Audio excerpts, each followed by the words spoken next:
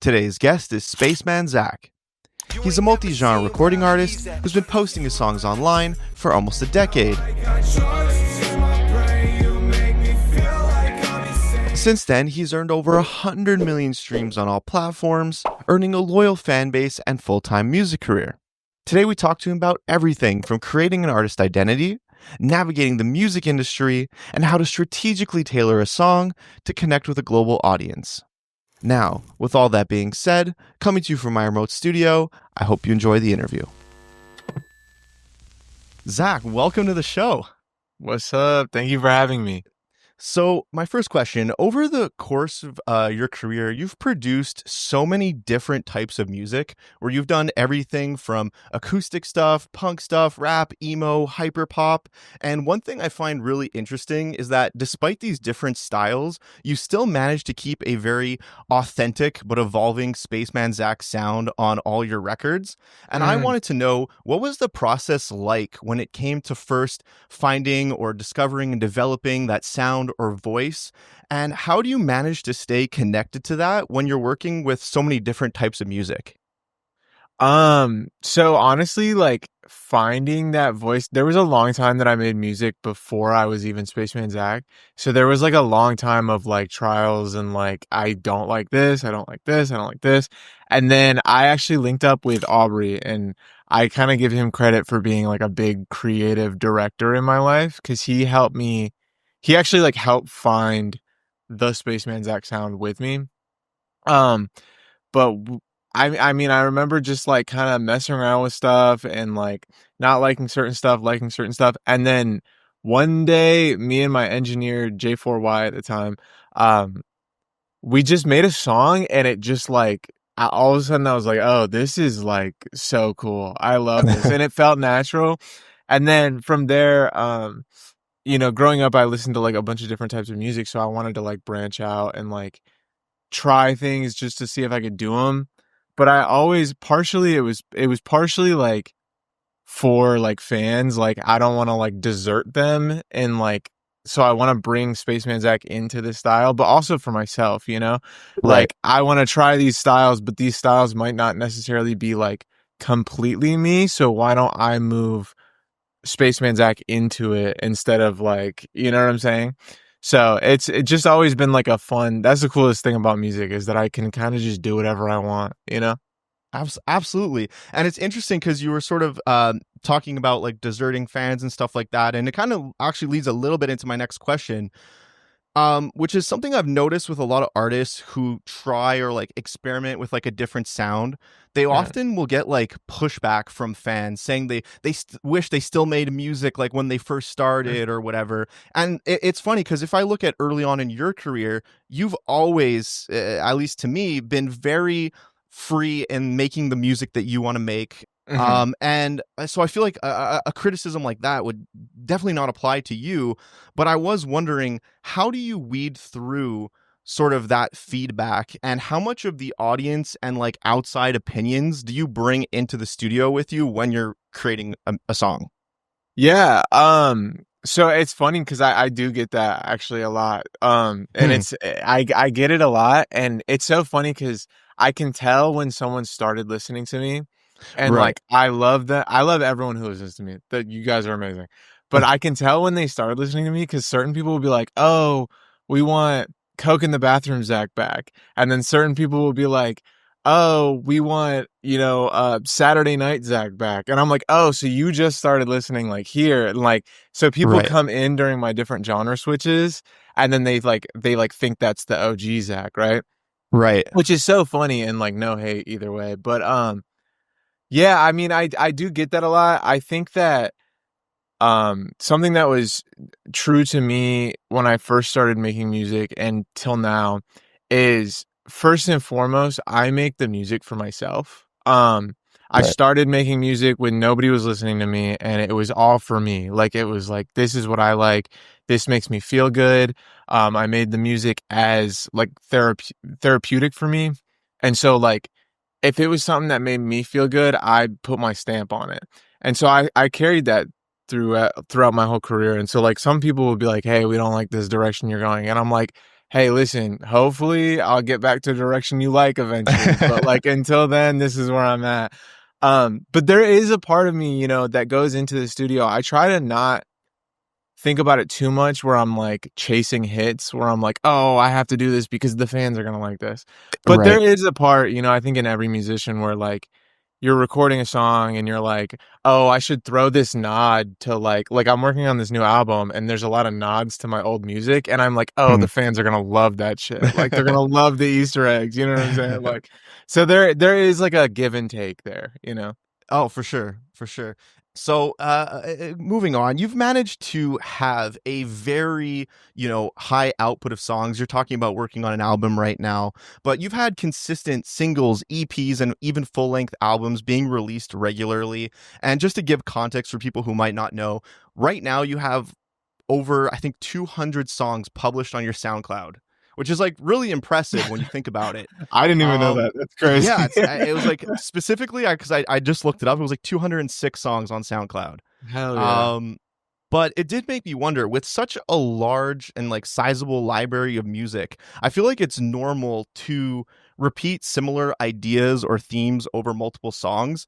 And I just wanted to know, how do you manage to keep each one feeling so fresh and distinct in both like your storytelling, but also like the sound and structure of your songs? Yeah, I mean, damn, these are cool questions. Dude, these aren't questions I usually get asked. I love this. Um, but yeah, no, I mean, I think having like good people around me. Like I have like Aubrey and my wife now is a big part of my creative output. Yeah. Cause she started like we met through my music and then now she like listens to everything before it comes out. Um and then like, just friends and stuff like that who will tell me, they'll like I'll send Aubrey something sometimes and he's like, "Ah, man, this sounds just like that other one you did Hmm. last week." And I'm like, you know what? You're right. You're right. And so then it's like, back to the drawing board. I think a big thing that's helped me a lot is learning how to mix my own music so that I have Hmm. full like creative and like I can spend like hours in a room not on somebody else's time of just like going back to a song like 30 different times before I ever give it the green light. Um and then honestly, like I think me wanting to jump around genres so much has been a blessing in terms of like because I've had to like every time I jump to a new genre, I have to learn to write the song different a little bit Yeah, that makes because sense. I think that like a pop punk song isn't written the same way that a boom bap song is, right? Right. And so it's funny whenever I jump genres, usually the first like four songs I make are just awful and will never see the light of day. But yeah, I think jumping around it allows me to talk about certain like stories again, Hmm. like of the same story, but like in a new light Right. and with a new sound, and it just sounds new. And then I think just like trying to attack. I've attacked like I have multiple songs about the same situation, and like you just try to attack them from different angles. You know what I'm saying? So I think it all just comes with like the creativity of studio mind, I guess. No, that makes total sense. And it's interesting what you're saying about the different genre thing too, because I do like to listen to many different types of music. So I find like, there's little cultural nods in like punk music that doesn't necessarily find its place in rap music, but then rap music has its own little things, and like so Yeah. I totally get what you're saying with that. And I think the story thing as well, where you kind of might talk about something from one perspective and then another perspective. So that makes a lot of sense. I think that's really cool. Hell yeah. So on this channel, I try and get advice for people in the creative space, whether it be music, videos, photography, and I feel like creating is a very personal experience. And Mhm. I thought you'd be a good person to ask because you're very personal in your music and in your social media. And I wanted to know, how do you go about weaving your specific stories into your music while still managing to make them relatable to a broader audience? That's a question. That's crazy. I haven't really thought about that much.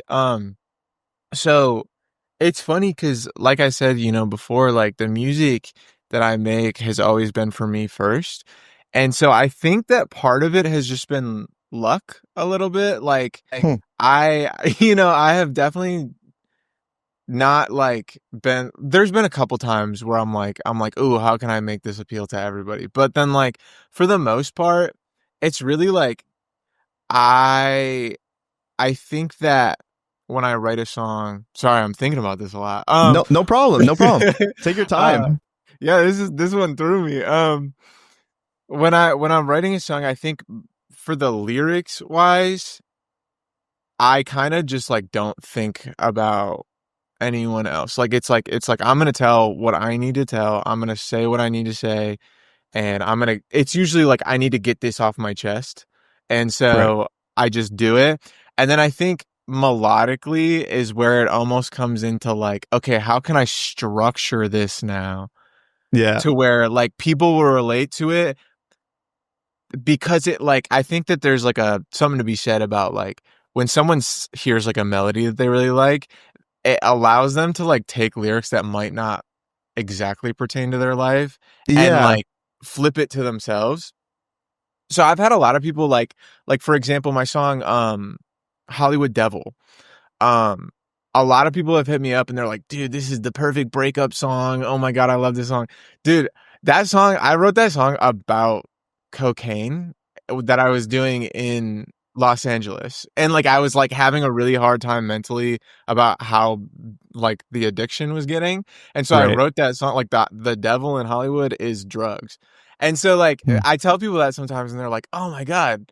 Well, my girlfriend just broke up with me and it works perfectly." And I'm like, "Hey, listen, that's so awesome if you can relate it to your life." You know what I'm saying? But yeah, so I think as long as you make something that's true to you, people will always find a way to take it and either relate to it in the same way that you do or find a new meaning for it. You know what I'm saying? So, Right, absolutely. No, I think that's the beauty of music is that it is in a way up for interpretation and people can connect with it. And I yeah. think that the level of transparency and relatability and honesty that you put in your music, I feel like allows people to connect on such a deeper level, which is just really cool to see. Thank you. Anyways, I just wanted to say, we've collaborated on a song and you've Hell helped yeah. me behind the scenes on some music, and you've always been super professional to work with, Thank very kind and extremely talented. So thank you so much for your time today and coming on the show. I really appreciate it. Hell yeah. Thank you so much for having me. It's always love. I appreciate you so much. So last week I had Aubrey on, and he was promoting a podcast that you guys started, the Hollow Place, Yes. which is great, and everyone should go check it out. Is there anything else that, for my humble audience, that you wanted to promote? Well, definitely the Hollow Place podcast. We are just in the beginning stages of it, but we wanted to like put our minds together and be on camera together because sometimes we think we're funny. Um, but other than that, lots more music coming out. There is an album coming out in summertime. I don't Okay. know if I can like say the exact date yet. But it's Exclusive. but it's super exciting. It is an emo rap throwback album. So like Very it's cool. OG Zach is here. So I'm super excited about it. But more information on that will be here soon. So. Awesome, man. Hey, it's usually a tradition around here. I let the guests sign off. So if there's any final things you want to say. Yo, thank you guys so much for watching. Thank you for having me.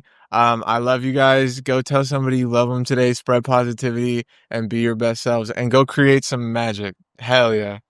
Hell yeah. Awesome.